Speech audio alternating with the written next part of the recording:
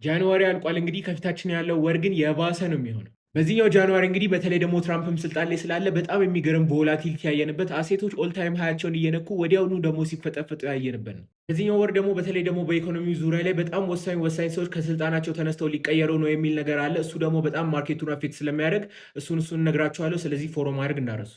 የተለመደው እንግዲህ ወደዚህ ስንመለስ ሰኞ ላይ እንደምታዩት አንድ ሬድ ፎልደር አለን አይኤስኤም ማኒፋክቸሪንግ ፒኤም። ሰኞ ላይ እንግዲህ አንድ በጣም ወሳኝ ኤርኒንግ ዜና አለ። ከኦፕን በፊት ያለው ዲዝኒ ብቻ ነው። ከክሎዝ በኋላ ግን ፓለንቲር አለ። ፓለንቲር በጣም ወሳኝ ነው። በዚህ ሳምንት እስከ ሐሙስ ድረስ ዜናዎች በጣም ላይት ናቸው። ማክሰኞ ላይ ያለውም ጆብ ኦፕኒንግ ብቻ ነው። ወደ ኤርኒንግ ስንመጣ ግን ማክሰኞ በጣም ወሳኝ ቀን ነው። ከኦፕን በፊት ፔፓል እና ፋይዘር አለ። ከክሎዝ በኋላ ደግሞ ኤኤምዲ አለ። ሮብ ላይ እንግዲህ ኤዲፒ ነምፋርም ኢምፕሎይመንት ቼንጅ ይኖረናል እና ደግሞ አይኤስኤም ሰርቪስስ ፔማ ያለ። ይሄ ዜና አብዛኛውን ጊዜ ከሰኞው ዜና ጋር አንድ ላይ ነበር የሚለቀቁት። ይህ ሳምንት እንግዲህ ኤርኒንግ ዜናዎች ትንሽ ክርር ያሉበት ሳምንት ነው። ሮብም ላይ ከኦፕን በፊት እነ ኡበር ይኖራሉ። ከክሎዝ በኋላ ደግሞ እነ ጉግል፣ ኳልከም፣ አርም እነዚህ ወሳኝ ወሳኝ ናቸው። ሐሙስ ላይ እንግዲህ አንኤምፕሎይመንት ክሌምስ ብቻ ነው የሚኖረን። ነገር ግን ወደ ኤርኒንግ ስትመጡ አይፒኦ ብቻ ሁለት ይኖረናል። ኦፕን በፊትም እነዚህ በዛ ያሉ ካምፓኒዎች ኤርኒንጋቸውን ያሳውቃሉ። ከክሎዝ በኋላ ግን አንድ በጣም ወሳኝ አለ። አማዞን አለ። የአማዞን ኤርኒንግ ወሳኝ ነው። አርብ እንግዲህ እንደምታዩት ቀይ በቀይ ነው። ድጋሚ ነንፋርም ኢምፕሎይመንት ቼንጅ አለ። ነገር ግን ያኛው ኤዲፒ ነው፣ ይሄኛው ኤዲፒ አይደለም።